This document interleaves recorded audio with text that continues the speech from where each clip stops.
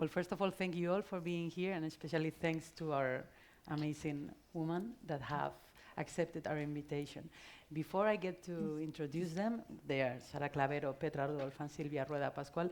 Let me give you a brief overview of how this is going to work. So we have said thanks here to my amazing team. I want to thank Pascalis, Isabel, and Benjamin, because we have tried this to be a really participative session. And in order to do so, please be so kind to scan this QR code. You will find that we have set an application so that you can send all your questions, comments, or whatsoever anonymously. We will also like to gather a word cloud, so to say, and we're asking you, like, what is the main term that you would refer to when talking about gender and science. That being said, I want also to thank Emakumeak Zientzian, because I already told to my colleagues here that we are in the week of, well, we call it the week of Woman and Girl in Science. It's not a day enough for us. And so far, we are 34 entities in 2026 in the whole Basque country, gathering under this big umbrella that we call Woman in Science, that we call Emakumeak Zientzian. We are talking about more than 300 volunteers yearly that are working during these days, both men and women, but especially 85% around are women. And we are able to come up with a program with more than 60 activities yearly. And what is impressive from my point of view is that we have already reached 40,000 participants. So thanks to all of the people that are involved. And also I would like you to know that behind these numbers, one thing that is most important for us is that we are really a community. And in this umbrella of Emakumeak Zientzian, we feel secure, and we want everyone to feel secure and everyone to be invited.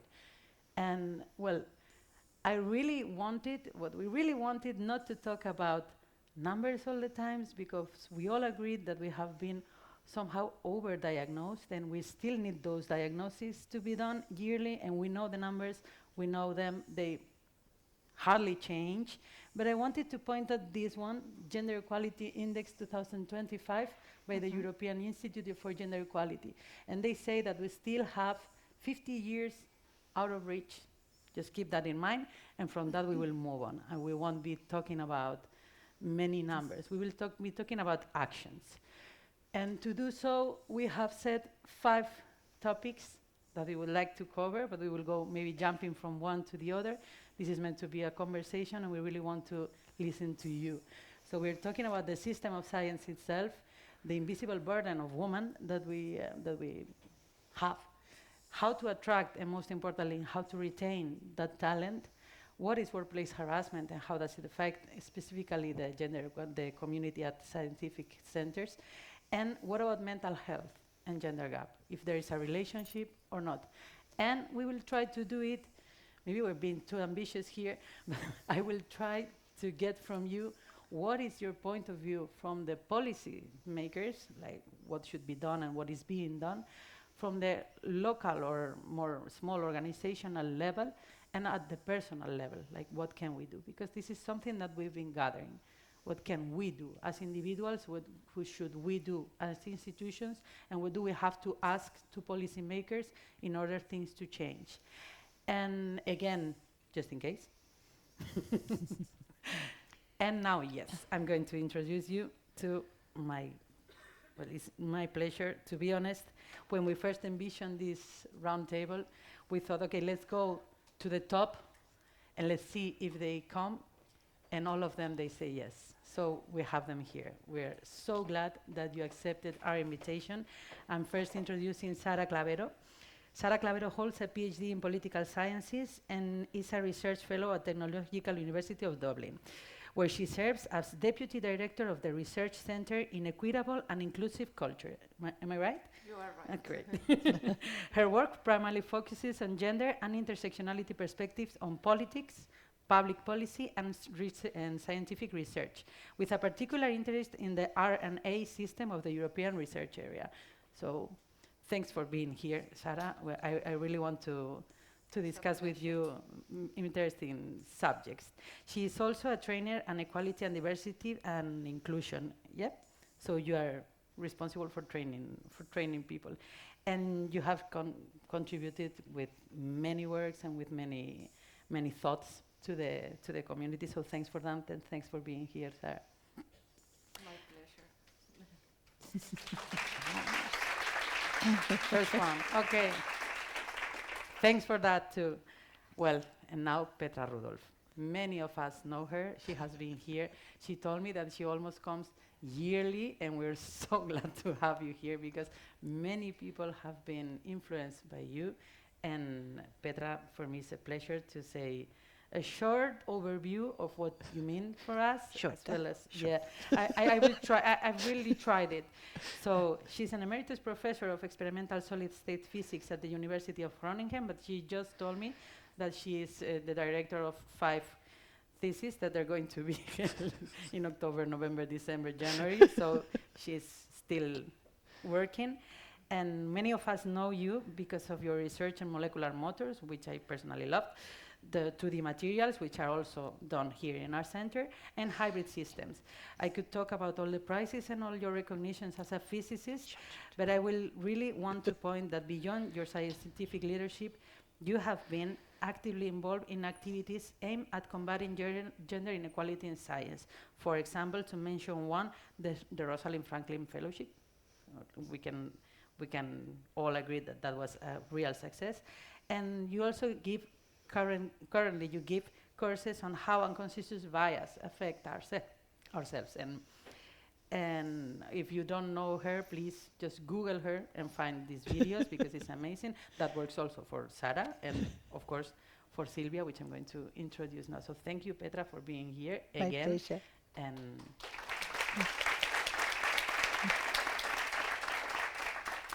last but not least, Silvia Rueda Pascual. I had the pleasure to meet you when we organized together with Emakunde, Emakunde is the Institute for Gender Equality at the Basque government, at the Basque country, and together with them we organized a specific congress called Science Equality, Science and Gender Equality, a paradigm shift, and we met there, and I was so impressed with your ideas. So Silvia Rueda Pascual, she holds a degree and a PhD in computer sciences engineering from the University of Valencia. She is currently professor in the Department of Computer Sciences at the University of Valencia, and where she has served as department head, becoming the first woman to hold that position. That's something important, at least for me. And until May 2025, she was the director of the Women and Science Unit at the Spanish Ministry of Science, Innovation and Universities. Yes. So for that also, thank you, because I believe that that was a strong period. Her current research focuses on gender studies in sciences, digital gender gap, human-centered software development, and ethical, diverse, and inclusive artificial intelligence. So, wow. There we go. So again, this round table.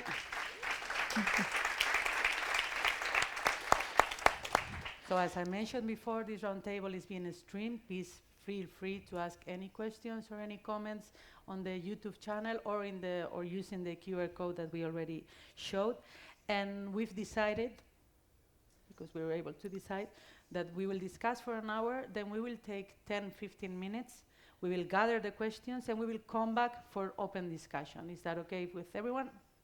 We're in a democracy. Okay. So, as we say, we have some things to go. So I will just start with block 1, and we're talking here about, let's go deep in the subject, the system of science, what we're talking about when we talk about excellence, what we're talking about evaluation, how is it done, because, well, as far as some of us understand here in the Basque Country and in Emakumeak Zientzian, the underlying structures of the science, of how it is organized, I'm talking about leadership models, evaluation criteria, definitions of excellence, have changed very little. And yet, we expect women to come to the system, and we're trying to make it happen, sometimes without acknowledging that maybe something should happen. And I want to have your opinion because I believe that at the European level, somehow, those criteria are also changing and switching. So, to be here, be it more specific on the question, What do you think about if the system genuinely have to change or not, or if it does just solely seek to attract women without changing, and if so, can we really expect to have gender equality, diversity, the one that we're seeking for? What's your experience? For example, Sara, if you wanted to. Yes, well, you have noted that. First of all, thank you very much for inviting me. I'm delighted to be in this beautiful city, and I'm delighted to see an audience such mixed genders. It is not common for me to give a talk, so it's great. Um, Yes, well, the system of excellence on how you measure excellence in science, I think it is changing. It is changing very slowly, and it needs to change. So your question, does it need to change? I think it does. I think that there are, when we talk about impacts in science, we need to go beyond, citations and number of papers. And there are a lot of roles, a lot of effort being put. For instance, you were talking about leaders, people coming to change the institution, to supervise, to mentor students, and that work is not being recognized when you evaluate excellence. So it is changing. You see, for instance, for the metrics, the actual metrics, or other criteria that was used before about prestige of the university that you got your PhD, that is changing in the sense that you can see it also, for instance, in the European Code for the Recruitment of Researchers, that it is quite old, and it is still in the process of being updated, but it is low. But of course, I agree with you that the system needs to change. Yes. That's not easy, but still the system is sometimes works. Petra, what's your opinion? I think that in general, of course, we always have to strive for excellence. But what we have to do is to consider different criteria as well. So not only the individual effort that is being done, but also the community effort and the way that you do team science, which is becoming more and more important to affront the challenges that we have in our society. You can't solve problems only as an individual, but you solve problems much more in a team effort. And that needs to be more recognized on one side.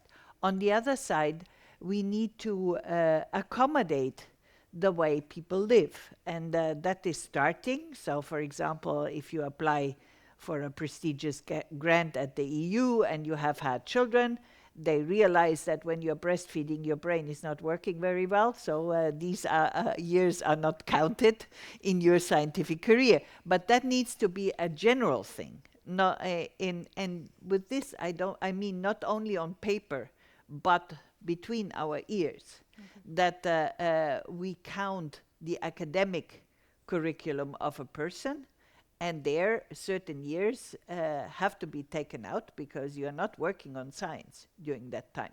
So we have to readdress how we evaluate a CV with the academic age and taking into account family breaks, and that goes likewise.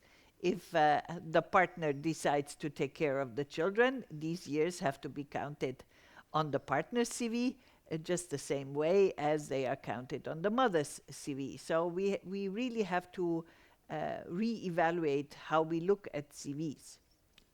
That's important. Yeah, that's important, and I think that at the European level it's being taken care of, but it has slightly affected the Spanish, and this is why I'm looking to Silvia criteria when we ask for projects and the only thing that we see, we're talking about how many Q1 articles do you have, we're talking about how many theses were you able to direct. Yes, I think we have a very competitive science system because we have a very competitive society. it's not different from other areas in our society. We have a scientific system designed for men, and we don't have a space for other requirements, necessities, or what we live as a woman in this society, and specifically in our scientific system, in academia. There is not room for other things in our lives. It's just publishing, just this kind of excellence criteria. And I think we need to redefine what does it mean excellence, because excellence is only having 20 publication, 10, 100. What makes the difference if these advances are not getting to our society? What is important to have this Q1, or to advance science for having a more impacts on our people and our persons and society? I think it's important to change that way we have to measure this excellence, and we are taking small steps to go to there, but still here in Spain we are more focused in these big numbers. Even we have many changes during the last few years. If we want to apply for a position, we still have to prove that we have many papers published, many researchers projects. But what about this teamwork? Who is asking? Who is measuring how we teach our students to be a good researcher? I think it's more important than having a publication, how we impacting our young researchers. And sometimes, or this is not measured in our CVs. So I think we need to rethink the model, but also we need to consider there is not an invisible thing that means the scientific system. The scientific system are the researchers, are the people we decide how to plan and how to redesign this evaluation. So I think we have to say more about how we change this. Yes. Okay, can I? Of course. So I want to continue where you say that the science is us, but until very recently, we were only prepared to do science, and we were not professionally prepared to deal with people. And that is the essential change that has to happen. We have to realize that it's not because you become a professor, you have a direct connection to above and you know everything. That's not true. You have to learn to be professional in how you manage a group, in how you supervise a PhD student, and all these things.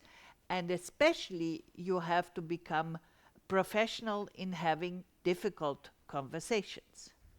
Because if you are not trained to have difficult conversations, you will avoid to have them because you feel ill at ease. If instead you are trained and you know, okay, I see this problem, I have to affront it, and this is how I have to do it, then you are much more ready to go and talk and start to affront the problem when you first see it. And then problems don't escalate. Yep. And that creates a much better atmosphere within an institution. I would like to add something there. We have just finished a Horizon Europe project on inclusive gender equality in science and innovation. And one thing that comes up, and talking about excellence and what you were highlighting, is that a change, if we want to change the system, it needs to be done top-down, but also bottom-up. And the problem with bottom-up change is that there are leaders and there are champions and there are people who are trying to change the system from the bottom up, but all their effort, because it requires a lot of effort, of time, it is completely unrecognized. Yes. It goes invisible.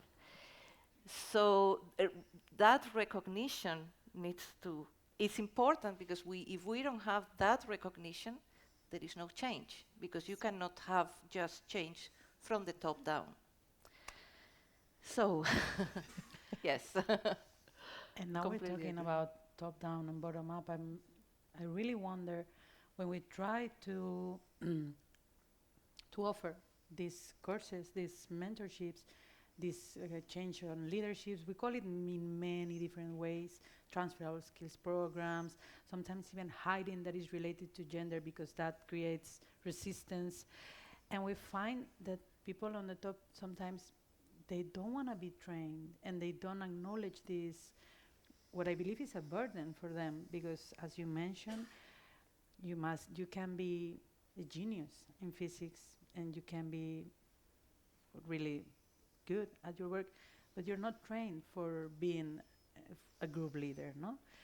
How should we do this? How should we get this idea that this is going to be good for the community, but also good for the leader itself? Like, because it's really been hard for us, the ones that we are organizing courses, to get these people on board. What's your feeling about that? When you organize a course, you see these resistances. You have many experience. For example, Petra, and as well you, Silvia or Sara. What do you feel about this? How can we attract, especially men, to these new forms of? Well, I can tell you how we do it. Of course. We have the first courses which are mandatory. So you have to do training in academic teaching because the generation is changing and the mentality is changing and your traditional ways of teaching might not be adequate anymore. So we have to oblige you to learn how to talk to people who think and who reason differently from what you do. And then we have a mandatory course for supervising PhD students, where you learn about the process, you learn about feedback, you learn about the PhD in the environment, so cultural changes, neurodiversity, and so on.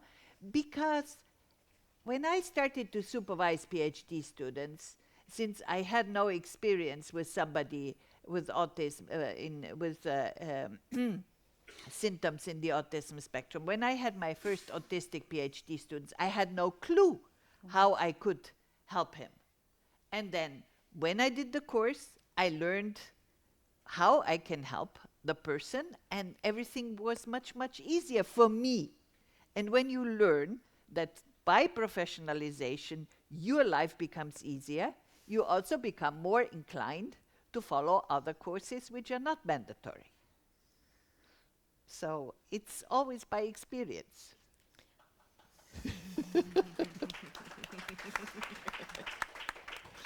I also want to clap. I totally agree. I mean, having these mandatory courses is essential, but also we need to measure and to promote and to consider that if you have this knowledge, these courses, this you have to also, if you are want to promote, you have to have these courses done. I mean, it's also required to measure this effort into your promotion, in your recognition, also economically. I mean, why not consider these requirements, or the way you prepare your research, considering and taking into account gender equality and the impact that your research is having on persons to pay you more. I think it's also, I think we all are very preoccupied to have success in our financial ask for grants. So why don't we measure that? And if you don't have this knowledge, these courses, you cannot apply for this kind of grants. What do you think about? I think it's a big change on the situation now, but I think we need to move forward to in this line. Yes, well, there are tricks. I mean, in my university, we have mandatory courses, for instance, on gender and race bias and consent, bystander intervention, all these. But then we have, for researchers, for the research community, a number of courses that are for the researchers to take up. And we have looked at the statistics, and they are very bad. So only 20% of male taking these courses, and 80% Of women. of women. So that is a problem. And we have been trying, and actually on Wednesday we have a meeting there in TU Dublin to discuss this. Is the problem, how can we change the objectives of the course, even the language that we use? Because if we put gender in science, because I train in my university on gender, but not just gender, but more intersectionality in science. If you put that word, maybe many men that think that gender equality is an issue for women, so why should we take this course? So we are changing, like, inclusive science for impact and excellence, things like that, you know? Yes. And then they go to the course and they get that. So things like that, but one big challenge that we in our university, but I think it is more general, is that for these courses, the top management, they don't go. They don't go. The governing body in my university, they don't care. I've never seen them in any of these courses. And this is, I think, the million-dollar question. How do you get the top management to really participate? Because it is also about them, and they need to change their leadership. They, like, there are courses, for instance, on in inclusive leadership, different ways of exercising leadership and academic leadership, and so that they can get involved and implicated. That is also their problem. That if you have a solution for this, I would be delighted to hear. We would all be delighted to just to keep it a little bit positive, because Petra was right. We should try to keep it positive. I want to tell you that Fisica right now is having a internal promotion process, and they're asking for these gender equality courses, just asking if you have taken some and which. And I'm getting so much people asking me to sign their certificates, people that I would never expected to give a damn about gender equality. So, as you mentioned, things are slowly changing. I don't believe that it is not mandatory, not really going to make a huge impact on the promotion process, but it's there. Yes. And it's the first time that we see that, in at least since I'm working here. So we're on that right track, but it's true that the challenge is to, and maybe the keyword is mandatory. I will leave it there. But Then sometimes putting the word mandatory, it could be a problem. yes. Even we have now, if you want to ask for grants in a European level, you have to have equality plans, for instance. So we all agree that it's very important, and it's accepted. I mean, we assume that our institution needs to have equality plans, and now it's normal. We accept that. So if we move forward, at least measuring, considering at the same level of having maybe a Q1 than having a gender equality course, you measure both.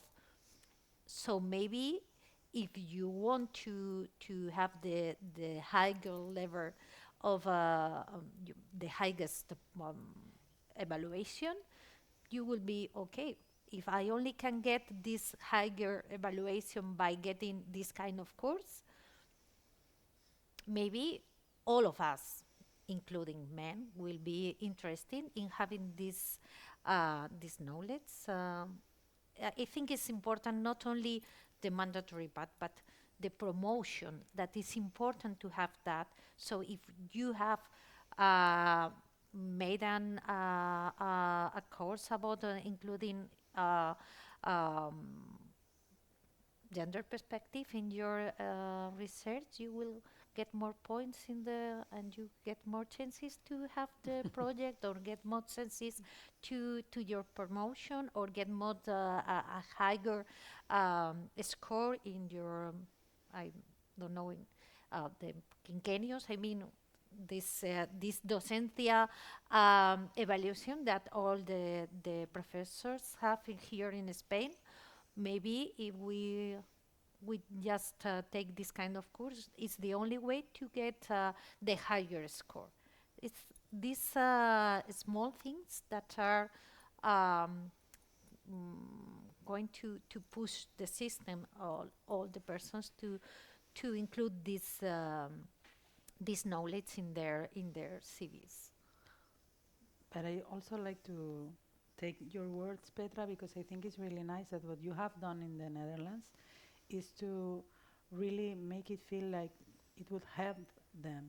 Exactly. It will help them. It will. And It's not that it is mandatory. It's not that it is, which I think is important, but it's more the feeling that they realize that it's really good for, first of all, for themselves, and then for the community.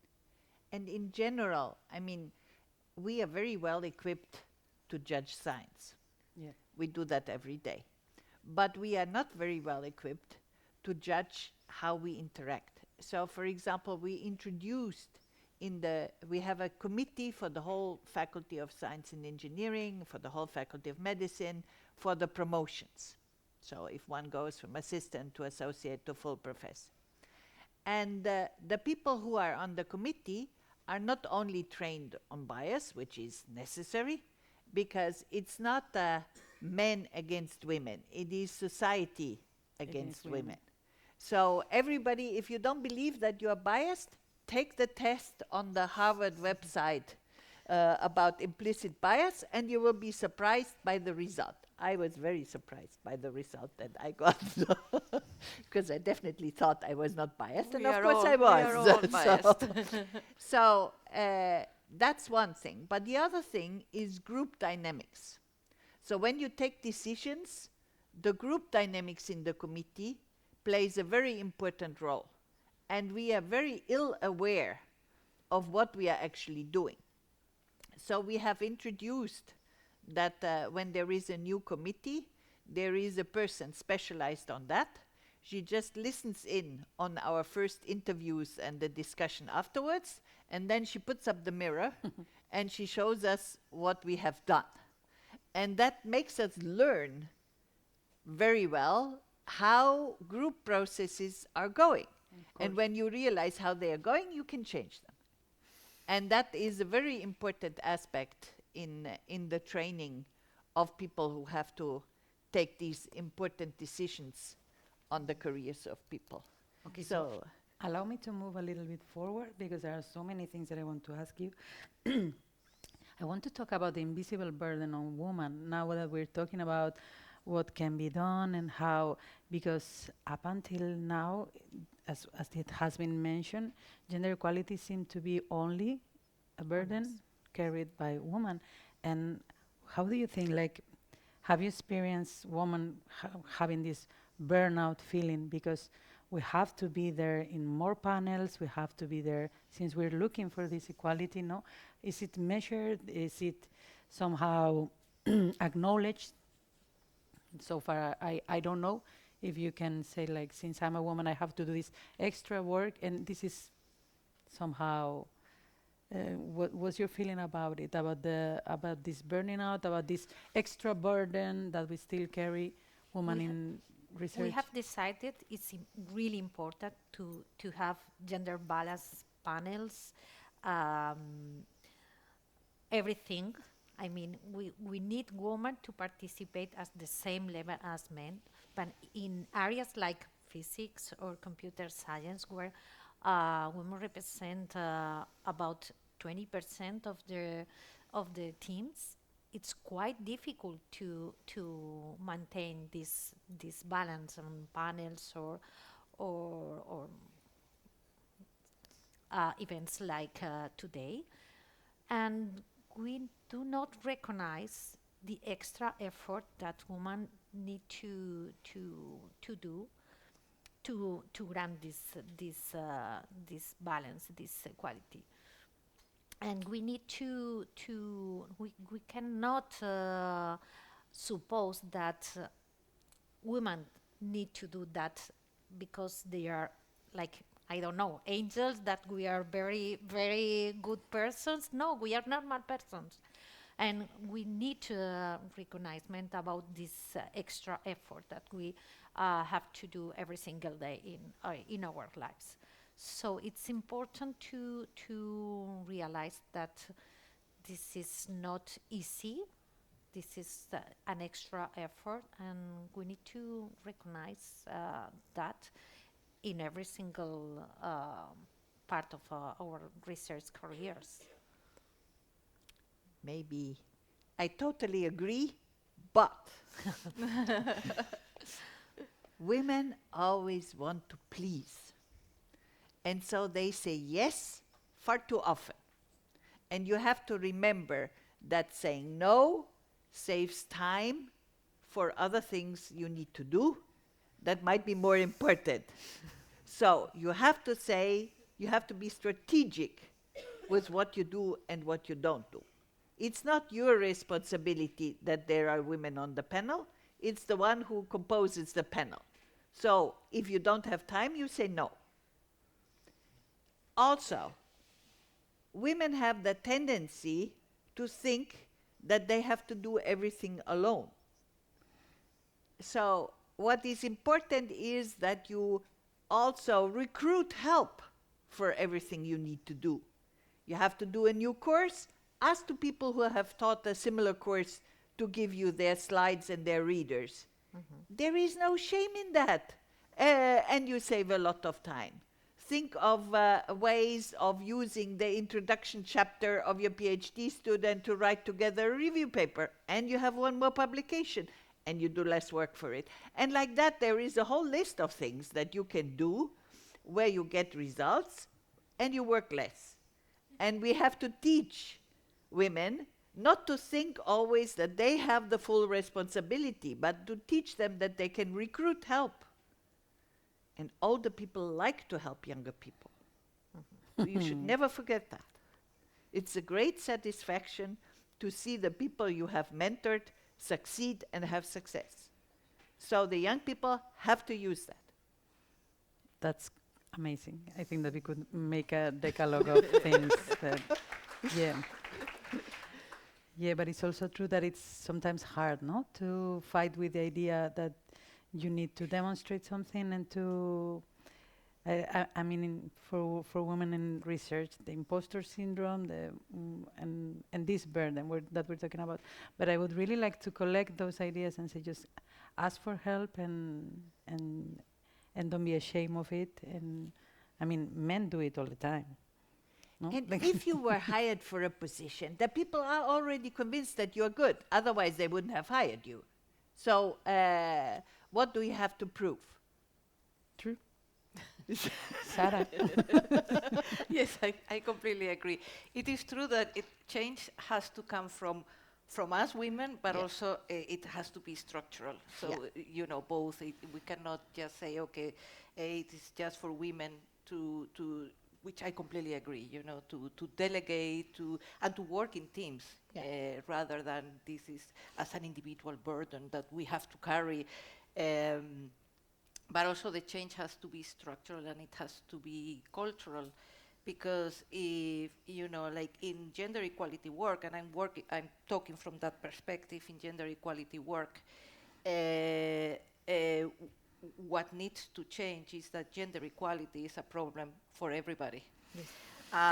And once that kind of change of mind happens, it will be something that we will see many more men. And now there is also the move to inclusive equality, that it is not about gender, it is about age, it is about race and ethnicity, it's about abilities, it is about... so this is something that we are all, as a community, and we all have to work. And that hasn't happened yet. Yes, that Yeah, hasn't I happened. totally agree, Yeah. because women are suffering the consequences of this lack of gender equality. So we cannot be the only responsible or making it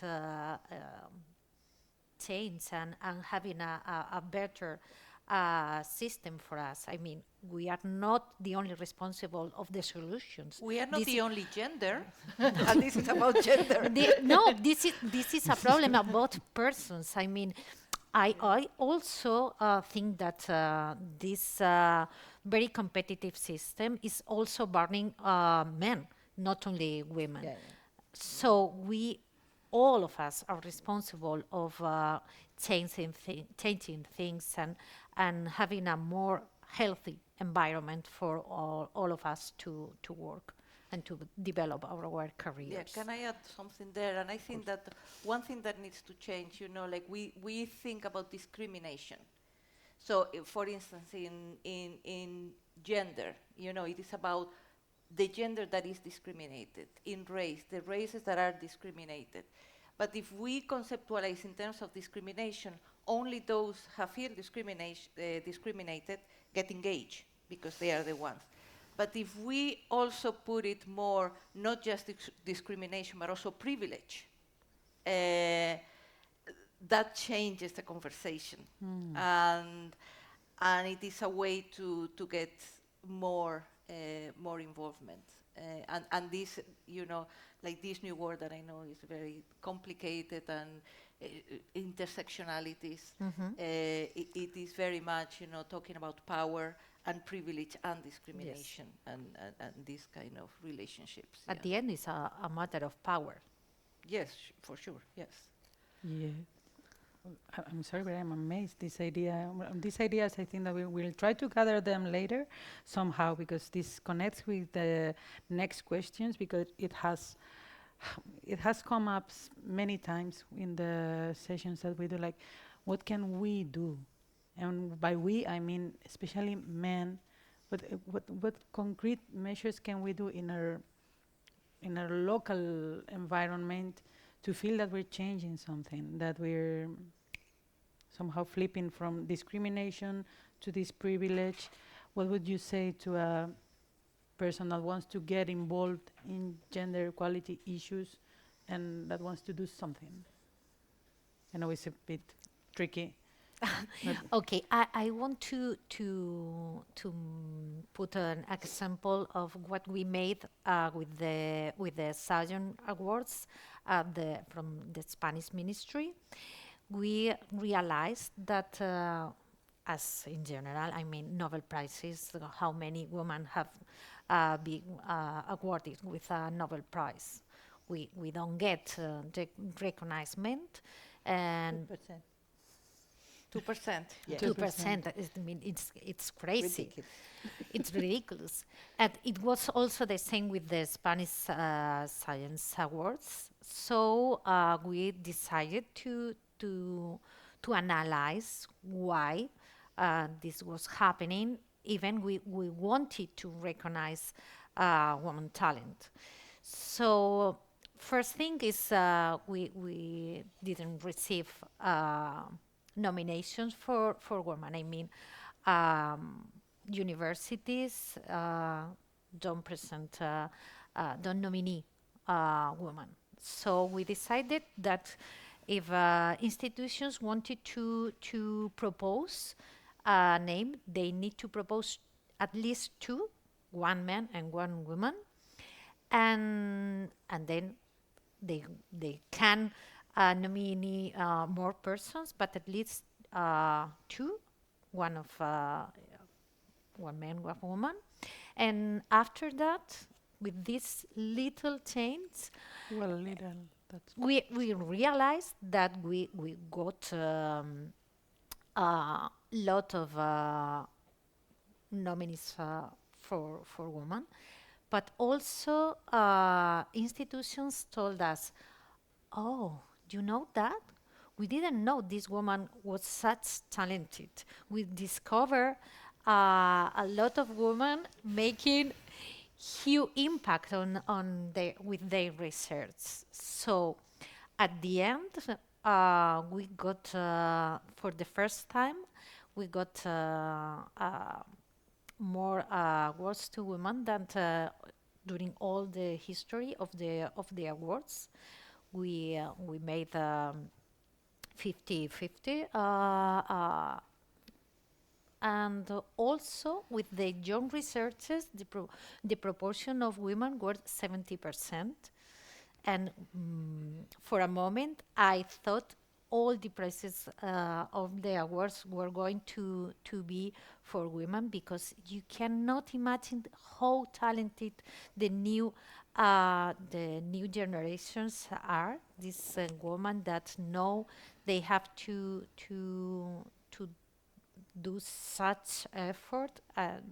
It was amazing. It was amazing because I participated as a representative from the woman unit in every single panel, also to grant that no bias was present during the committee decisions. And yes, with this, it's not a very, I think it's a great step, but it's not very hard to make it. So you can make the difference with these measures. yes, with these little steps. I want to generalize what you just said. You said the university did not know of the talent that they had in-house. And there you have to realize that when you are a minority, the system works according to the majority. And one of the problems is that men, I'm stereotyping, but it applies to many, they have the natural tendency. Women think, I'm doing a fantastic job, people will see that I'm doing a fantastic job. No, they don't, because they are busy. So, start to learn to do a little bit of that. Because if you want to be visible, you have to make people see you. So don't always blame only the ones above. Take action. That's yes, my, that I have a colleague that and she published a paper on that, and it is about boasting. Yeah. You know, male boasting their scientific kind of achievements, and they are very good at doing that, and we are terrible. Usually, I don't want to stereotype, to stereotype this, but we feel like we have some about saying how good and you we have are. to do it. Yeah. But then again, the burden is on us. Yes. Well, Then again, the rules are the rules of the majority. Until we don't go above 25-30%, then things start to change. But until we are there, at the various levels, it's not our rules. And we have to adapt without changing. We have to adapt without changing ourselves. We have to be true to ourselves, but we have to adapt to the system. So if the system requires that I make publicity for myself, I have to make publicity for myself. I can't rely that other people just see it. but I think that sometimes it's understood the other way around. If I'm not having publicity, it's maybe because I'm not good enough. But that thing is very important that you're saying, because the system is not ready to acknowledge it by itself. Maybe you should claim your spot. Exactly. And that brings us to another block. if you, because I'm scared on how fast this is passing. But I wanted to actually acknowledge, I already told you that we have 300 volunteers yearly. That means that we are trying to have new reference and to at least put the spotlight on women once a year, if not all through the year long. That's a challenge. But how effective do you think that, or do you think that it is still important that we have those references and that we women take the stage eventually to show the rest of the younger generations, especially girls, but also why not boys, knowing that there are women in science? How important do you think that these initiatives, such as the one we're doing today, or in general around the 11th of February, are? And this is something to thank all the volunteers because I'm understanding that you believe that it is still important. Yes. I think it's the better way to show that this is also our place. I mean, for women. We need to we talk about that this morning. We need to show that you, as a woman, as a mediocre woman, can be also doing research. I mean, you don't have to be a superwoman. You don't have to be very, very extremely talented.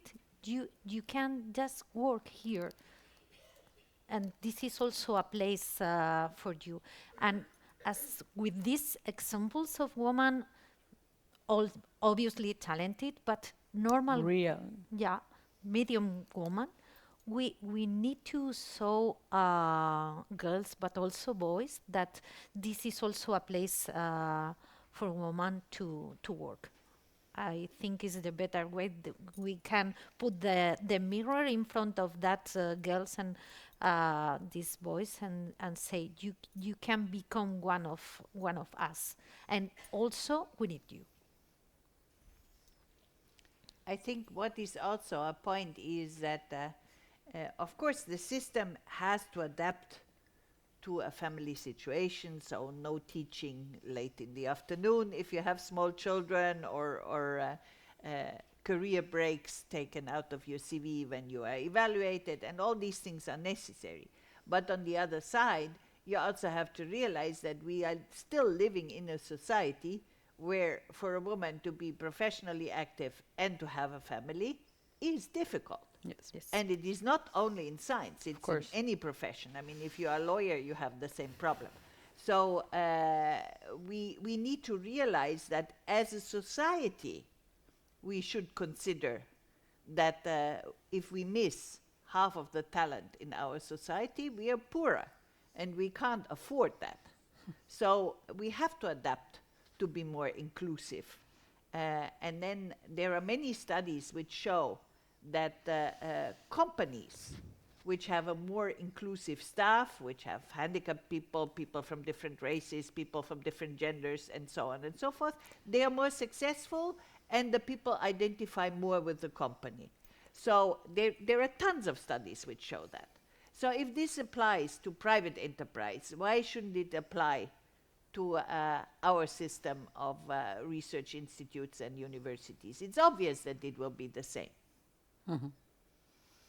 Yeah, but things are changing. I'm very, like I don't want to be over optimistic, but I think that there have been a lot of improvements, and well, we can see it also, like if we see the chief figures of the European Commission, that there are all these that there has been progress. Not, of course, not the progress that should have done, but.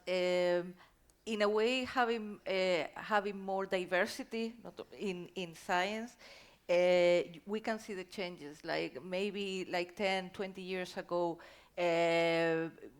people could have, like meetings at times that, like at 7 in the evening, or I'm talking not from a Spanish perspective, but the UK perspective.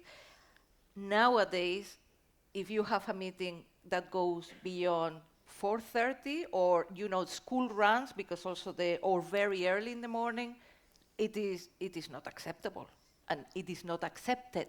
Not only acceptable, but accepted. And I think that is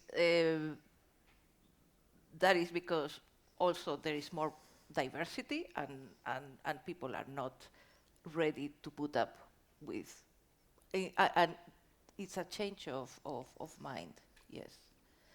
So if we think where we were 20 years ago, Oh, it has changed. and Yeah. where we are now, yes. But the thing is, it's not only important because social justice. I mean, it's true. Women have the right to be there, but I think it's also important to point out that it is very, very important because having women in technology, in science, we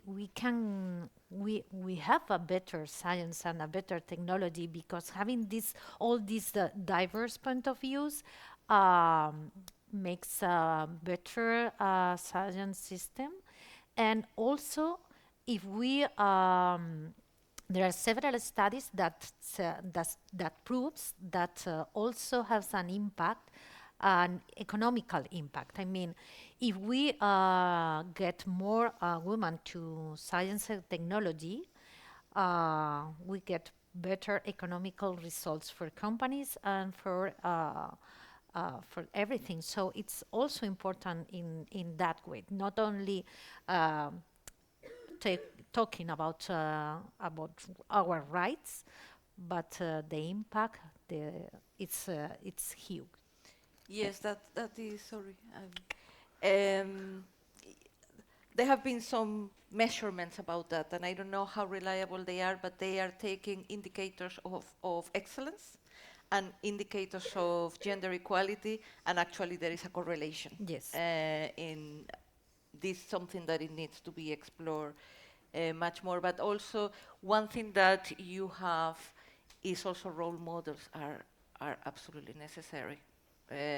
Role models, we think of women as role models of younger women and girls, but also for men. Yes. So yes, absolutely.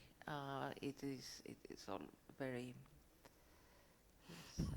Are we I just want to quantify what you just said, the economic necessity.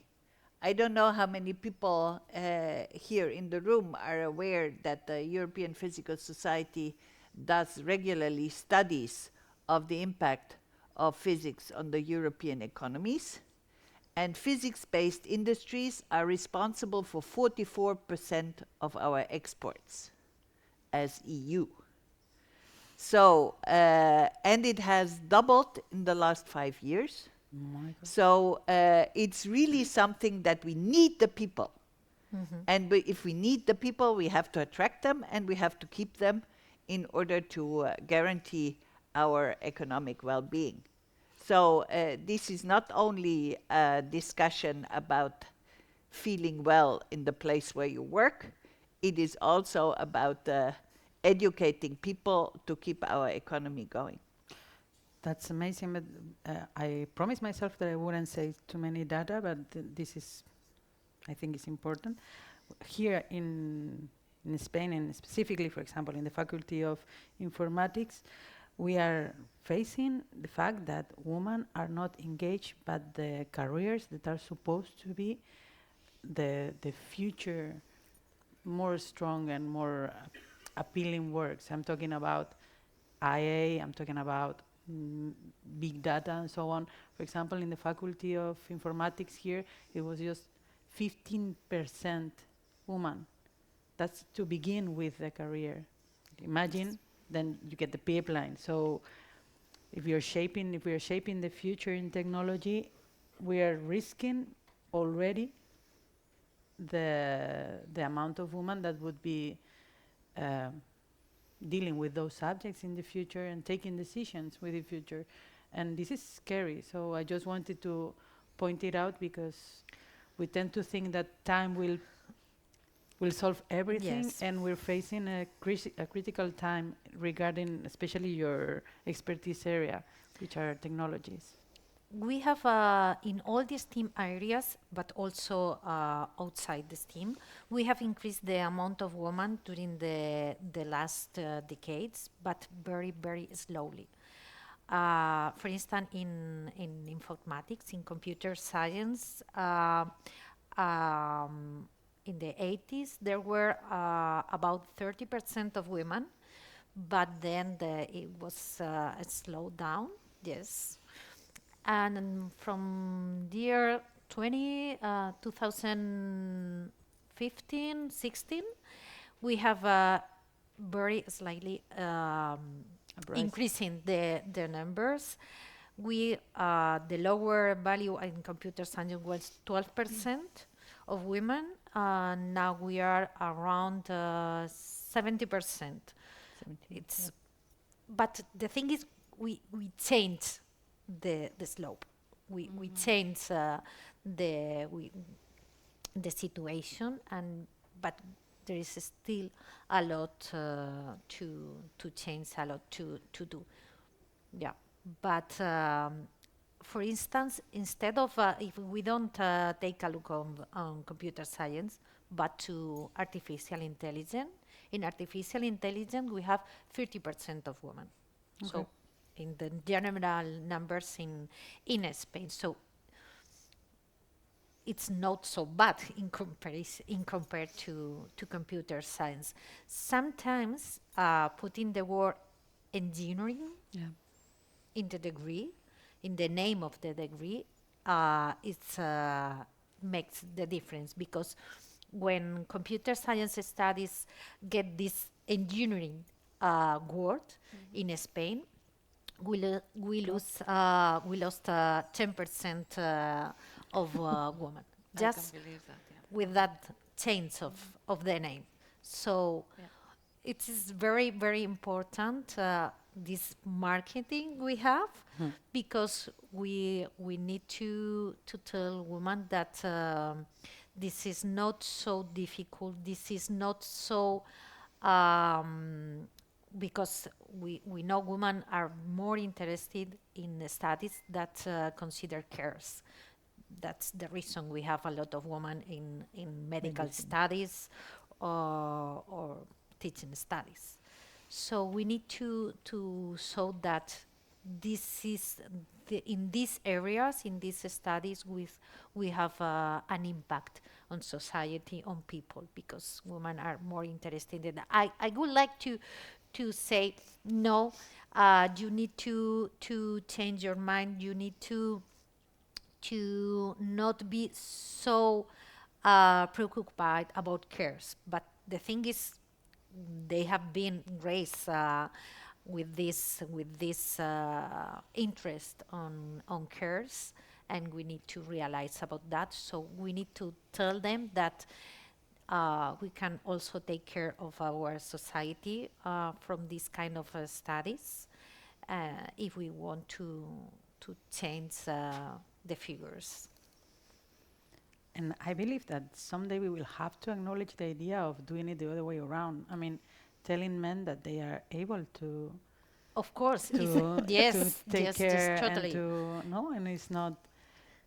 Yes, they are also responsible or Yeah, but making that they can these feel cares. happy about doing careers that are not technically so challenging, but that they are more devoted to caring of the people. That's something. And I don't want to finish without talking of. We're missing two blocks here. One is workplace harassment, and here we were discussing it before. So just to let you know, the idea that we have come up with is that maybe gender-based harassment, sexual-based harassment is more or less clear, and there are protocols specific for that. But we wanted to talk about the gray areas, the areas that probably are more often seen, not just in academia, but in society, where you don't recognize yourself as victim of a harassment, gender harassment, crime, whatever, but you still feel that there is something coming from this power that we were talking. So how do you think that these cases, these gray cases, can be treated from the institution, for example, like at the local level or at Fisic level, because we believe that these are the key problems, no? Instead of having a victim and a perpetrator, a criminal, what do we do when we have this system that is so hierarchical, so vertical, and these gray cases that we don't really know where to fit and we don't really know how to act on them? What do you think about these scenarios?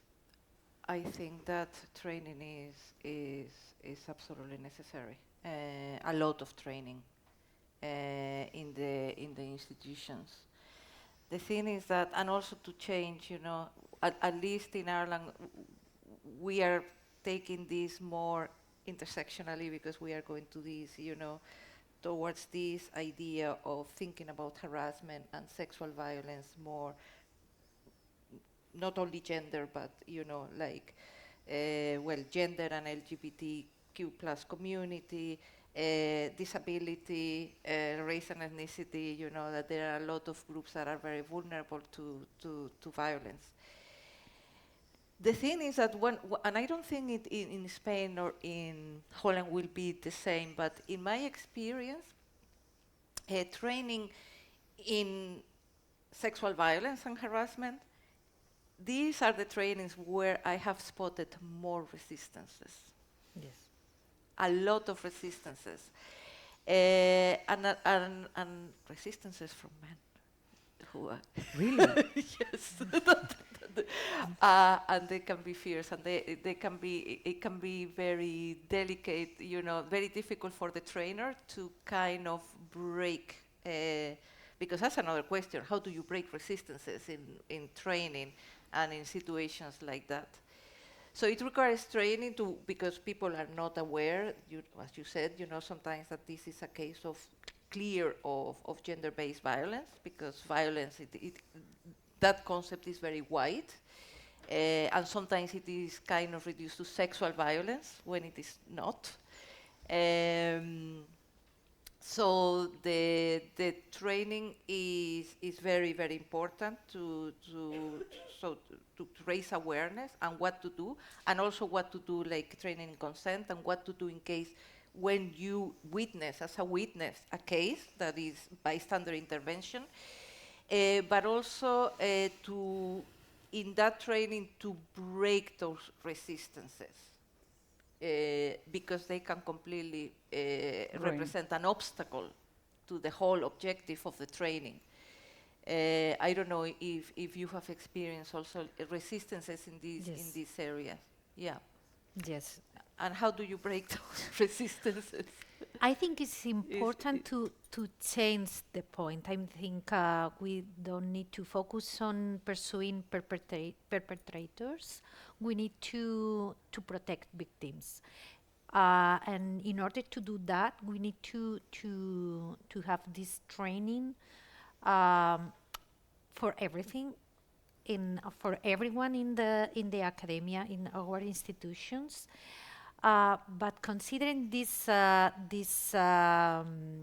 of power relation you said before, I mean, I think most times this starting point is not the sexual harassment situation. It's the final. So we need to prevent these starting gray areas and teach people how to behave, but not focusing on punishment. It's like you, Petra, told before also. It's like a way to behave with your colleagues. I think it's how can you be a better team? How can you work easily and more efficiently? I think the way is that it's not focusing on sexual harassment, maybe in how to behave properly in your institution and in your research group. I think this could be helpful.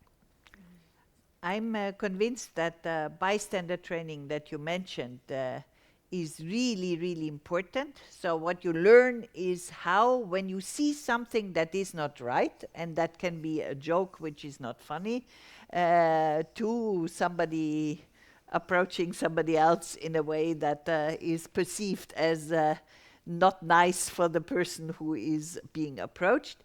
How can you intervene when you see something like that without, in a safe way for yourself?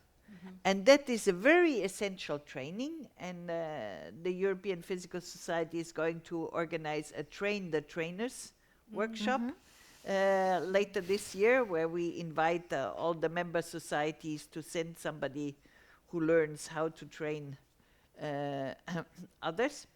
And it should be really common. It should be in every institution. We have it for every new PhD student. We organize these events where they are trained in bystander training, every new staff member, and so on, so that people know how to react.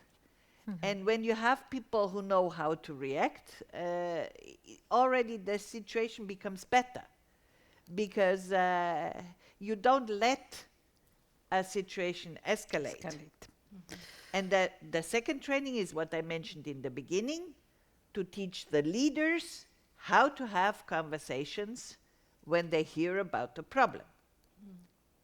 Because, very frankly, I had in my group the situation that a postdoc was stalking a PhD student, and if I had done the conversation as I would normally do, just out of my instinct, how you approach that, I would have done everything wrong. Luckily, I got advice, and I was trained how to have that conversation, and it is completely different from what my intuition would have told me to do. So we need this kind of training. We need this kind of training for every person in a management position, with a training actor to practice and so on. And so once you have done that, you're not afraid when you see a problem to intervene and to do something. And you can avoid that situations escalate and become bad. Because problems don't go away. No, they don't. So And I They believe, get worse if you don't. Yes, if you don't act, it becomes If worse. you don't act, yeah. yeah, I believe we have a lot of learning to do in these gray areas, but we're trying at least. And before, it wasn't even an issue, no, to talk about this conflict. So right now it's 12:15. So we go to the questions. yeah, we can go straight to the questions, or we can take 10 minutes.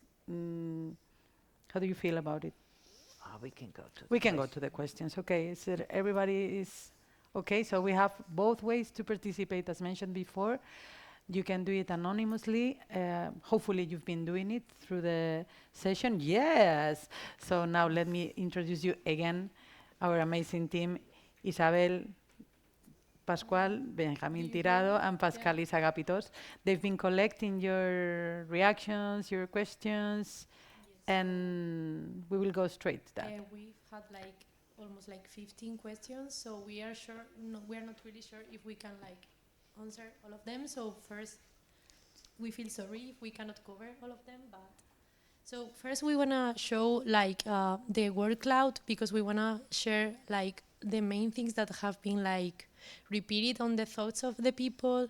So I think that the main things that we can wrap up is how to progress in your career, the systematics that we face, how to improve our presence, different stages, and also salary. I think it's an important thing to cover too. Also responsibilities, economic. So that's if you are okay with that, we can have this here, so we can embrace the feelings that we're having, and we can start with the questions. There are a lot of them, mostly have been anonymous. So that's also something to take into account, that we feel and it's safe space. So some of them are related how to or this feeling that we always have, that we have to choose between our career and our personal life. So if we are like skipping things or letting things out, and this is also related to another question, which is like, is the situation in science different from what we can find in other activities, or just a reflection of what happens in general society? Shall I start? Of course. In general, maybe because I'm old, but I think the problem is not posed in the right fashion. It's not your private life and your work which are in contradiction. What you have to be sure is that every week is a week out of which you get energy, where you have positive things. And whether these positive things come from your work or come from your private life is, for me, less important. The important thing is that overall, you have to get energy. And because shit happens, that means that there will be times where you need to rely on your friends and the family to get the energy, because it does not come from the work. Your proposal has been not granted, or you have nasty referees, or things like that. These things happen, which means that you have also to organize your life, that you have enough time to cultivate your family and your friends, because you need both. But that does not mean that your pen has to drop at 5 o'clock, in my point of view. Yeah? It just means that you have to have your priorities right, and you have to defend your priorities. I But- would say, oh, sorry. Oh, sorry. No. Sorry, please. I would say there is a particular problem in the academic world, okay? A big problem. You would have heard this, publish or perish, this kind of. And not only that, but I have been done a study in Bosnia and Herzegovina on women academics, but in other countries in Europe, you know, it's all the same. It is a pattern that repeats again and again, and it is.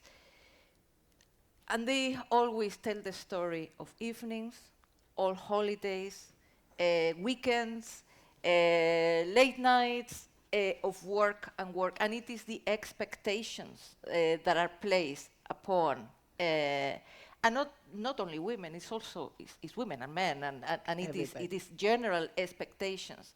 The thing is that because the caring roles, you know, the gender division of care is still something to be solved in society. For women academics is much harder, because it is them who have the burden, or they feel the commitment to, you know, not only for care of children, elderly parents, but also housework and cooking, and all this is still, you know, like you see the statistics, and still being carried out nowadays more by women.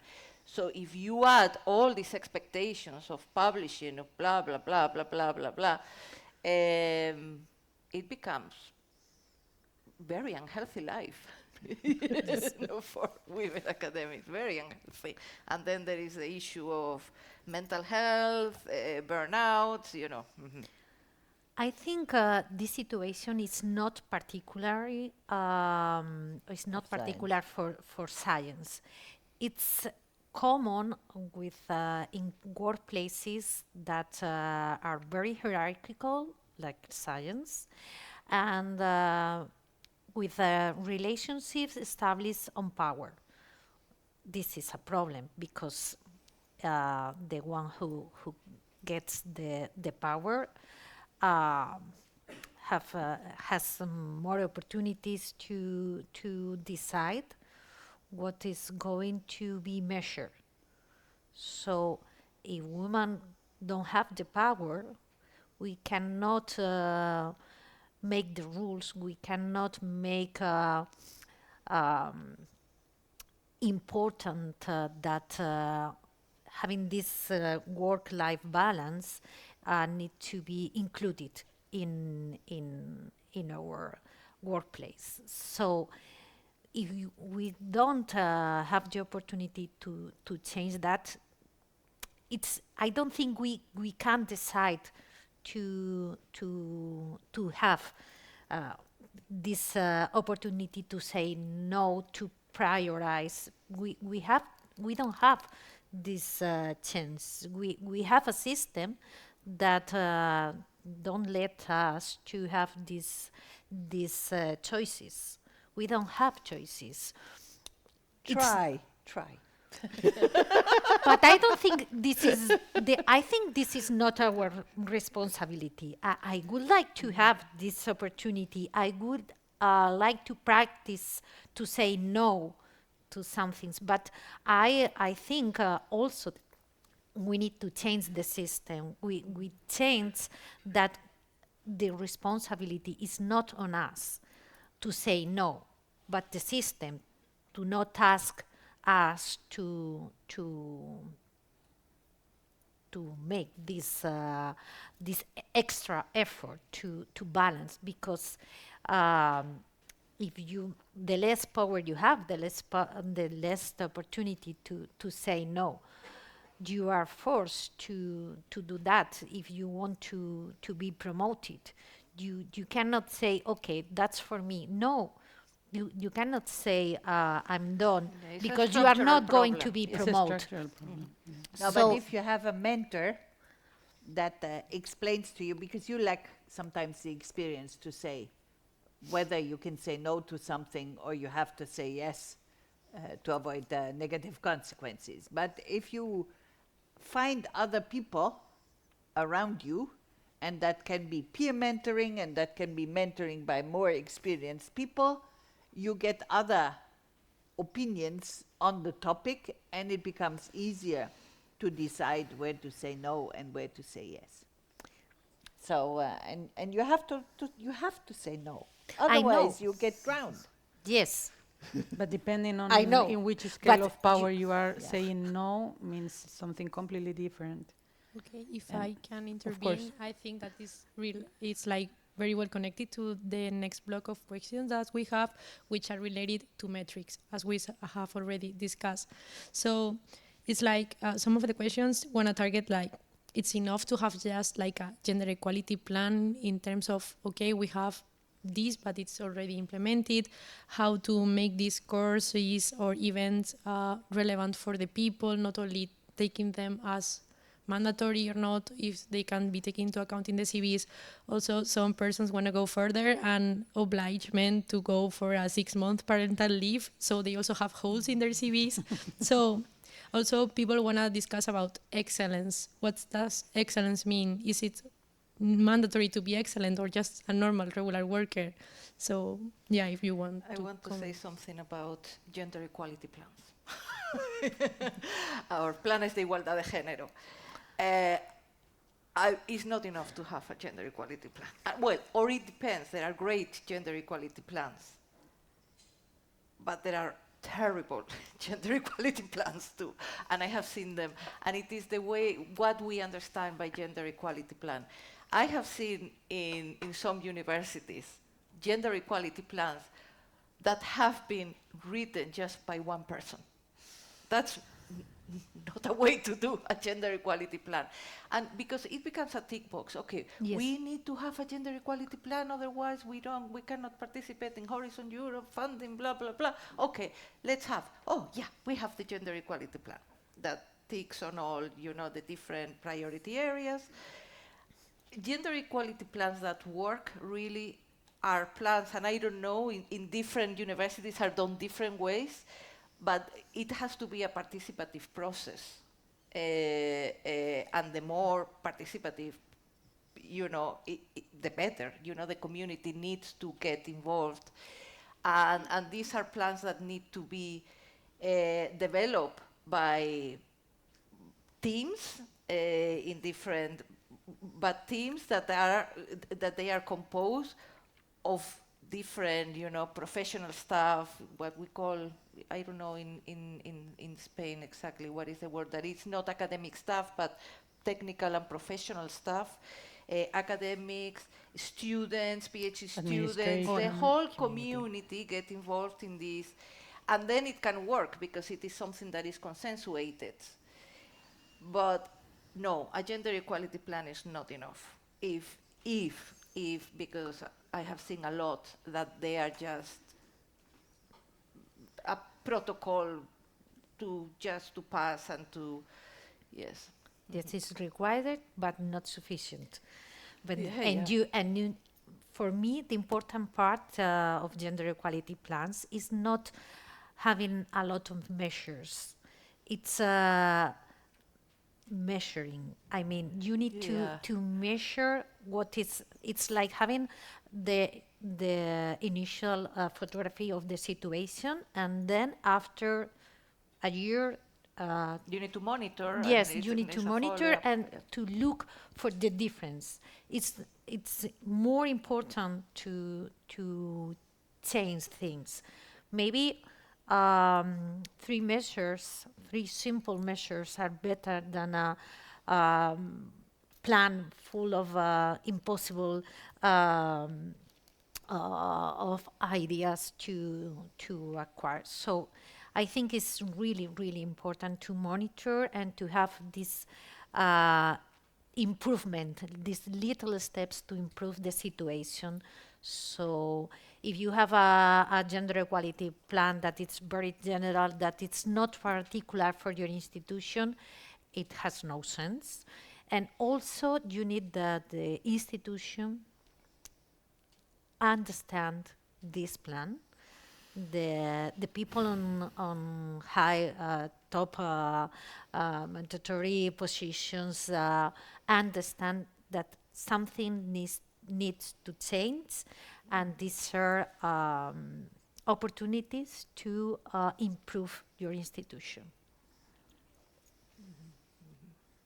Okay. Yeah, okay. So I think that with this we can just address like the last block of questions that involve these things that we're also discussing that make the system more human itself. Just not only to help women to progress, but also improve the quality of life of all of the people involved in the system, regardless of their gender, race, or whatever. And if we need to go deeper to change things that need to be changed further from this point. Well, I would like to go back to a question that was asked before. What can I do as a person to improve the situation from tomorrow? There are very simple things that you can do. So if you are in a more experienced position where you are asked to suggest people for conferences, or just the next time you are asked to suggest people, suggest only women or only people from diversity. It will be more work, okay, because there are less, so you have to search harder to find the real good ones. And then from there on, suggest 50% every time you are asked. So 100% first time, and then at least 50% in the future. Decide one younger staff member and be a guardian angel. What is a guardian angel? A guardian angel is somebody who makes calls to colleagues and says, we have this fantastic person, why don't you invite him for a seminar, or why don't you invite her for a colloquium, or things like that, to help their visibility. You can nominate people for prizes. You would be surprised. I'm on very many committees where we have to give prizes. There are very few people who are proposed for prizes, where you could have many more. And then again, on these committees, there are people who have to suggest people for talks at conferences. And we are all busy, so if you get all the information already there in the nomination of the person who did not win the prize, you can use that and you work less the next time. So even if you don't win the prize, there is something which is coming up for you anyway. For the young people, promote your success. Do any competition you can do. So right now there is the 3-minute thesis competition, there is FameLab, there is many young investigator awards at conferences. The first prize is always the most difficult to get. So go for the easy ones first and then continue from there. Also prepare the information. Nobody can come to you and say, I want to nominate you for a prize. That's not allowed. So you have to have your personal website with all the information that I need if I want to nominate you. Or so have on your website something what I'm particularly proud of, which are the things you would like to be invited for conferences or you would like to be nominated for prize. Make it easy for people to promote you. And then things will happen. Hopefully. How are we doing with, because we never touched the mental health block by itself. Do we have questions on that?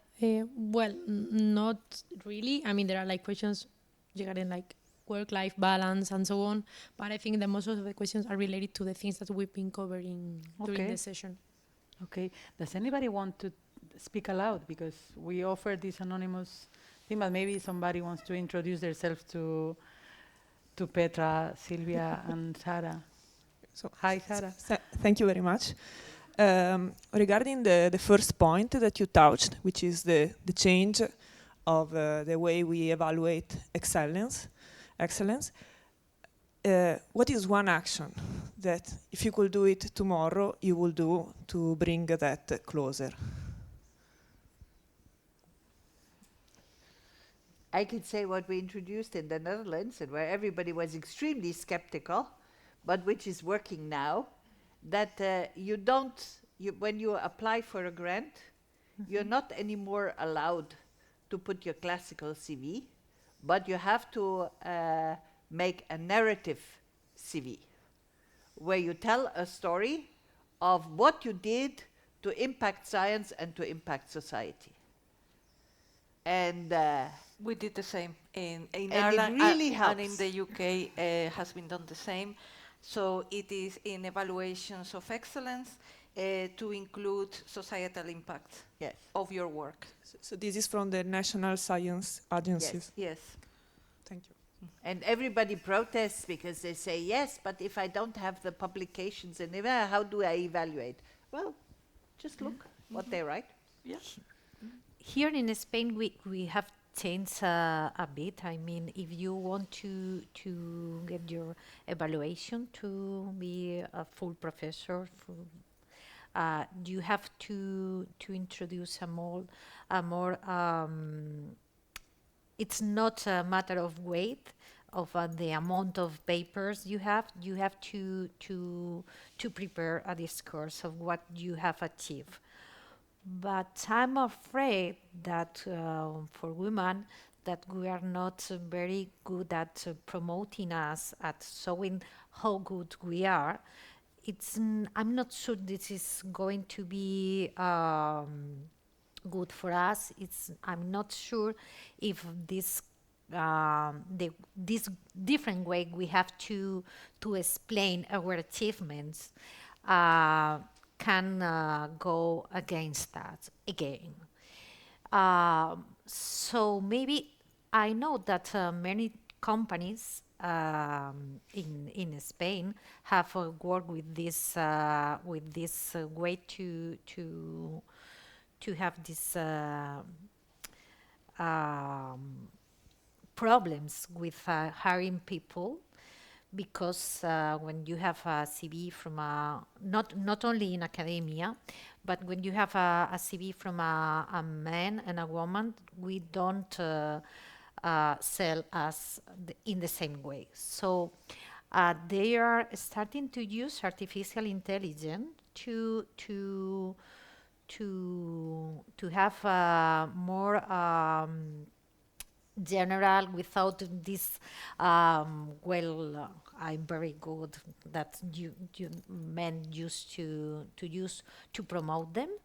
And maybe one thing very useful could be this use of effective artificial intelligence to just balance the merits included in our CVs, just for not considering these flowers that adorn our some of the CVs and not others, because this way to sell us, I'm afraid can make us again lose opportunities. So maybe we can use also these technical advances.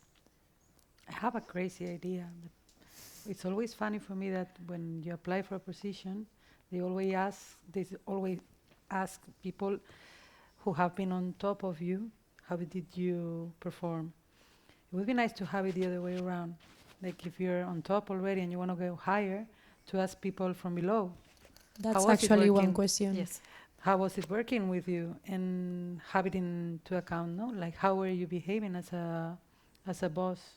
Even from a subjective point of view, but it could be quantified, it could be like something else to take into account, no? How are you as a partner, as a colleague? I don't know if there's someone working in. There is a problem there because we have students' evaluations of lecturers, and there is some evidence of bias when Yes. students are evaluating their lecturers, and sometimes big biases. And they are big biases. Gender, like you have a lecturer whose native language is not the language of, there are biases yes. there, different skin colors, different. So we have to be careful with that as well.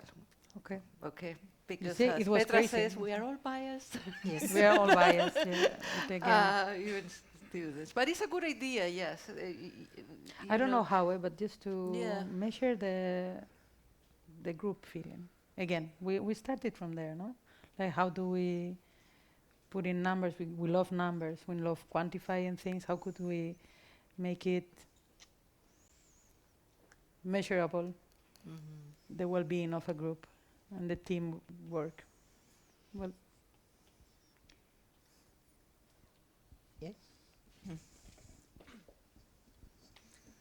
Okay. Good morning. I'm from the computer science faculty, and since we have talked about this, I would like to bring it here. I know the nice work that Silvia does on making STEM careers appealing to girls. But we have been working on that for a lot of years, trying to say girls that computer science is a nice path and that they can do very well there. But we didn't get any nice results. In fact, you talked about AI has a lower number of women. It happened here for the first years, I think, but now we are more or less in the same level. 17, we don't get to 20% of girls. And I don't know if all the work we are trying to do is getting anywhere. And once I heard, it's true that it's only once that I heard that, but I heard it and it was really shocking for me, from girls saying, just leave us alone. We know what we want to study. Don't tell us what we have to do. And what do you do with that? We get this message sometimes because when we try to promote STEM studies especially among girls, we heard a lot of times that don't tell us what to do, don't tell us what to study. But the thing is, there are still stereotypes, messages that people receive about what to study. and what kind of things are for girls and what kind of things are for boys.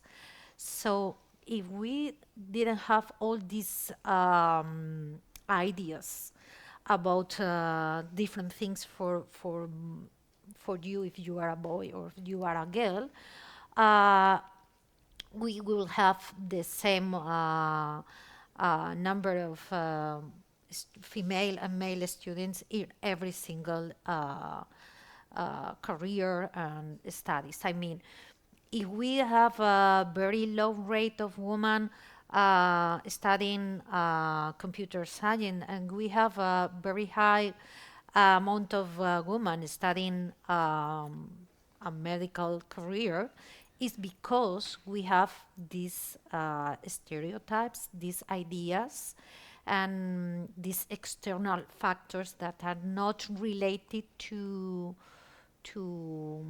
what we want. We want what we want because we live in a society that tell us what to want. So it's not what I want, it's more that what I would like to do if I would not have these external messages. So the thing is not telling the girls what to study. It's telling them that you can study whatever you want. And there is no reason you cannot get a career on computer science or physics. It happens, that will happen to you also.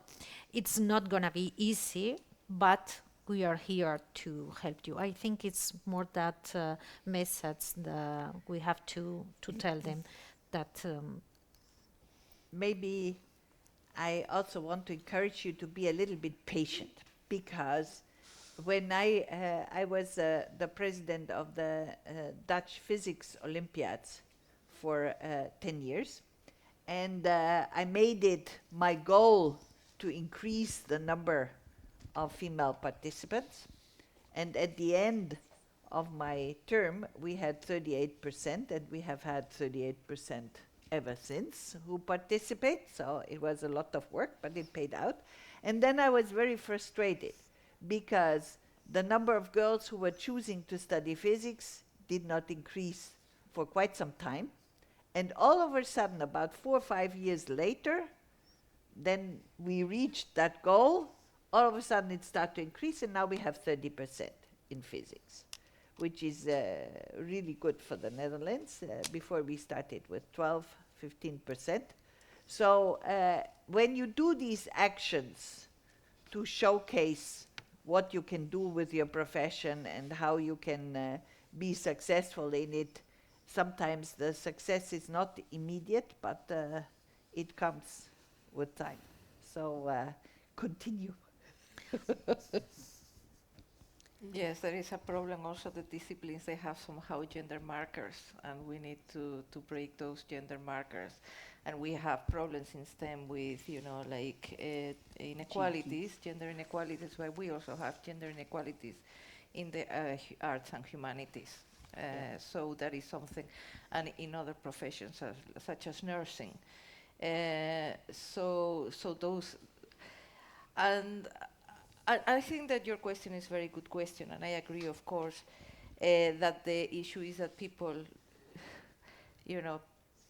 people pick the studies that they are most interested, that they enjoy most, and that they are good at, and but we need to.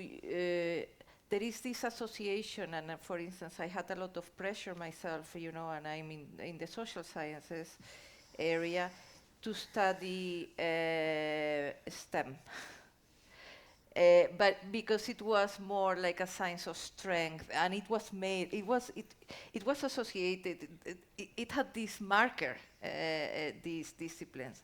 And then the others, if I went to arts, humanities, social sciences, it was, oh yeah, like it's easy. It You is took like the for easy women. choice.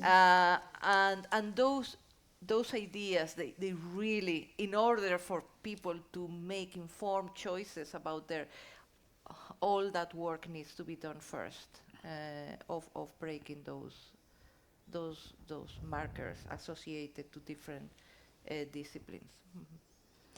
Yes. But it's a good question that you had. Yeah. I want to summarize my question.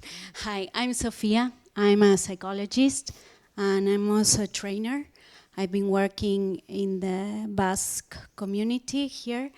So I have two questions. Well, maybe they are connected. So, because as regards your previous question, I think that we cannot impose. No, that's a bad stereotype. You should use this one. This is a better, because it's still a stereotype, right? Like, girls should do this, or you should study this, or you should study that. So, on the one hand, I think it's some various dimensions that we have to work so that the society changes, values change, the culture also is more inclusive, gives freedom in the end for that young person to choose whatever they want. It's not about the bottom line is that you're free, exactly, and you're not conditioned to choose something or the other one, right? That you know all the options and you're free to choose on one side. And on the other side, I wanted to ask you, because I think that the mental health issue is a symptom of a system that is in a big crisis. And I think it's the values of the system are in crisis. What are the fundamental values that we want to promote in science? This is on the one hand, and because otherwise people individually are suffering of the cracks of the systems. So the people who crack in the end and the bottom, like the most, let's say, vulnerable people from the system.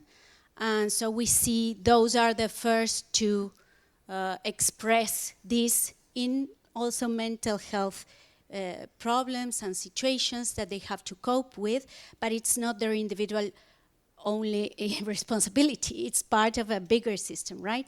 So the question, sorry that I took all this, what question is, where's the place to, you said, Petra, it takes time, but where's the place to discuss this on the one hand, to implement faster changes, because if we realize globally, when we are realizing this is a problem, we have taken all these actions, it has been a long time to implement and that's it.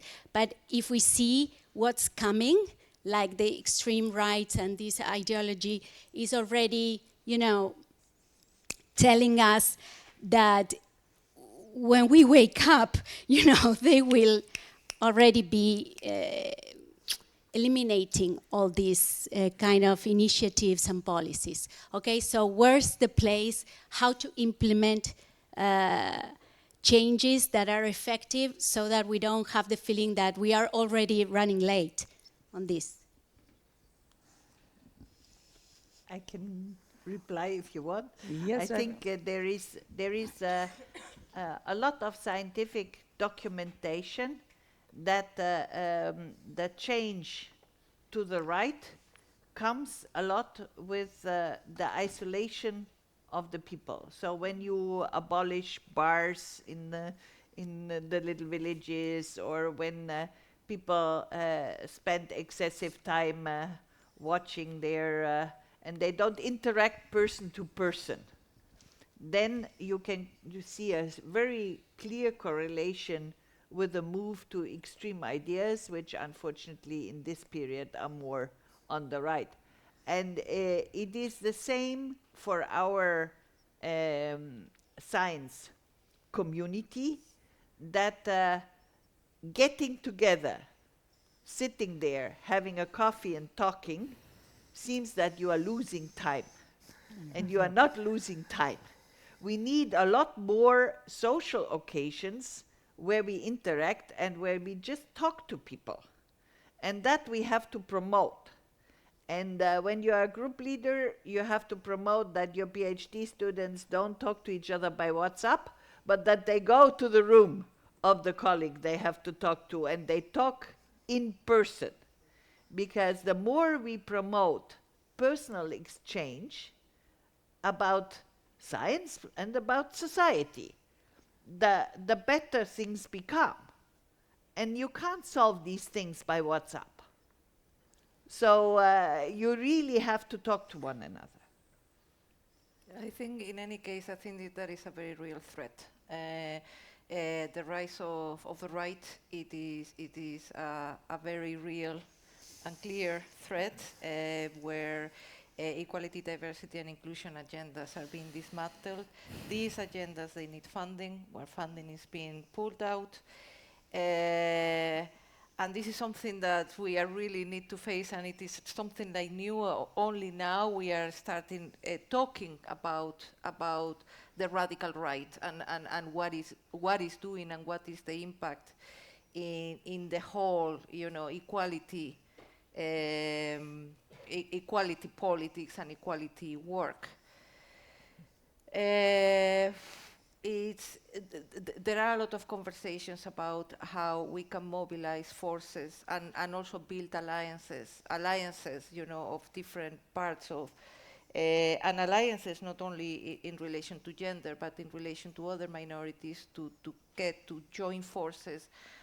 But on this aspect, I must confess I'm not very optimistic at the moment. I'm sorry, I'm rather pessimistic. But that doesn't mean that it is to give up. We are not going to give up. We are not going to give up, but it's quite scary. It's quite scary. If I may. Sorry, you ask about where is the place to solve those things? Everywhere. Every day. Every single day, everywhere, with a coffee with your colleagues, and also we're making policies everywhere. We need to talk about that, not just in days like today, but every single day in every single level. And also, I think the solution will come from not from an individual point of view, and instead we need to think more in the collective. I think we need to focus on teams or working all together. And I think this is the most important part. We need to change in science and in our science system, because it's too much focus on individual advances, and we need to focus on these collective advances and working together. I think this is one of the most important things we need to change.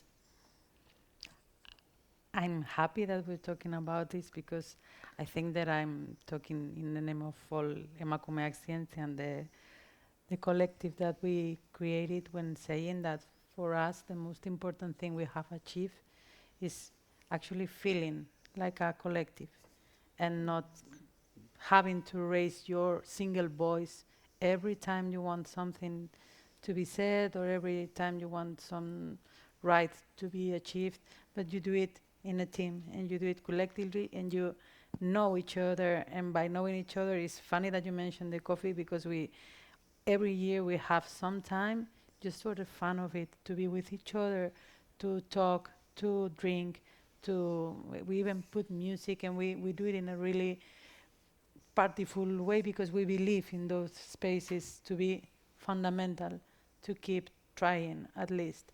And then again, when you do it like that, you realize that you arrive to places where you thought that you would never be, like for example with Emakunde or with some decision-making bodies that were not open as individuals, that are open as a collective and and I think that is a very important thing that we have achieved.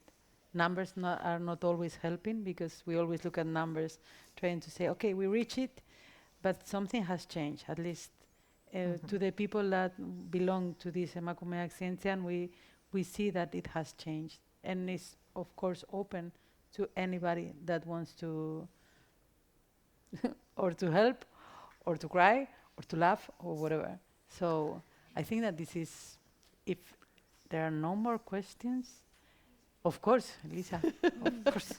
Well, first of all, I would like to thank Emakumeak Zientzian, because I think the fact that there are so many men here is in part because of this Emakumeak Zientzian, because it is 10 years that you are speaking about this in the campus, on campus, on the Basque Country, and I think that has an impact on having everybody in their minds that women are, well, not that we don't have the equal rights or equal opportunities, equal, well, everything. No? So first of all, thanks for that.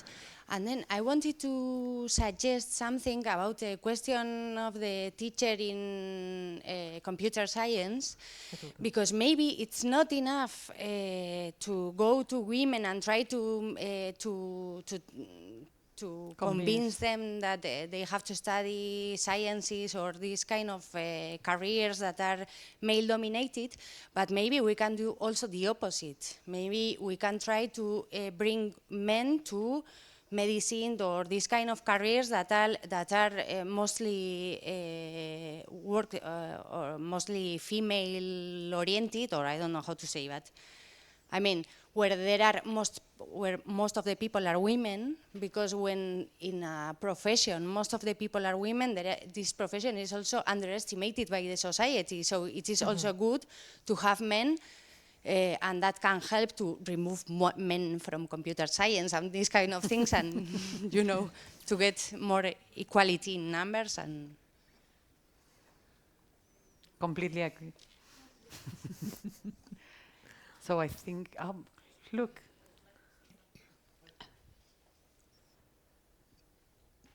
Maria Sierra from the Basque Institute for Women, a quality body for the regional government. I just wanted to say that we as a quality body, we have, you know, Sara has said before, I would say it in Spanish, Petra, I hope that Sara could translate that for you. The quality plans are for the drawer, para el cajón, para sostener las mesas. There is a useful tool. I spoke about that to Idoia too many times, but there is something that I'm missing here. This because we are talking about the scientific community, but I mean the scientific community need the quality bodies too, and they need the policy makers. And I'm a policy maker, so that's my what I need to do. And in our case, there is no communication. I mean, in our case here in the Basque Country, we have the communication. We have our own science, technology, and innovation group, and we are talking about that because I have my colleagues from technology at the back, and we are trying to gather all those point of views. But I mean, how we can, the policymakers, include your perspective? Because I think that we have to bring, you know, bridges and try to talk the same language, the first thing, because the quality bodies, we were so focused on bringing women to your sector. And it's something that I realized that we were doing wrong. So that was in 2023 when I met Idoia and the other colleagues from the Emakumeak Zientzian, and we were like, I was so sure that I was doing the right thing, bringing women to scientific world. And they were telling me, for what? So that is a strong question, but I think that we need to put on the table too, and also what policymakers can do. I mean, what we can do to help to that. You can do. I mean, the example nowadays, not years ago, but nowadays, Ireland is being put as a kind of pioneer in certain, you know, in advancing inclusive gender equality in higher education and science, and we are asked many times, what is the secret? And it is a communication, a very good communication between the policymakers at the level of the higher education authority at the level, and sometimes it doesn't work, and it needs to work, you know, at the national policy making level, and then at the local institutional level of higher education, research institution, and it is, we have this, we work with this concept of the ecosystem, the science and innovation ecosystem, and the ecosystem is not just academic institutions. The ecosystem is very big, and in a way, for it to work, that ecosystem and the different elements of the ecosystem need to talk to each other, and in a fluid way. So it's great if you here in the Basque Country, you say that you have a very good communication, you know, at policymaker, but I know it doesn't happen in many other and in many other places, and that can be a big obstacle. Mm-hmm.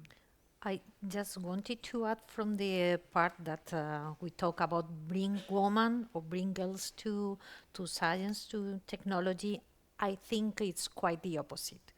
I think we need to bring science to women, to bring technology to women. I think if we change the point, it would be better. Yes, sure. Yeah, Good. for sure. So I just wanted to thank you all again for coming and for sharing those amazing ideas. I would really love to summarize this when we digest it and come up with some maybe resources for the community and so on. And really was a pleasure talking to you, especially listening to you all. And I hope that it was a pleasure also for the ones in the audience. And thanks again to everybody that made this possible technically and from the administration point of view also, because bringing you all the way from Netherlands, sometimes we don't say that enough, but there's also a bunch of work being done then in the bureaucracy. And thanks to everybody, really, it has been our pleasure, and we would love to have you here tomorrow. Why not? We could keep talking, because Petra Rudolf will be so nice to give her talk on woman in, how is it called again? It's called Women in Science, a Historic Perspective, and I will tell about women scientists from the Middle Ages to the start of the 20th century. That will be amazing. Just give you a few examples. Yeah, 9:30 in the morning again, and thank you all for coming and joining us, really. Thanks to you. Thanks.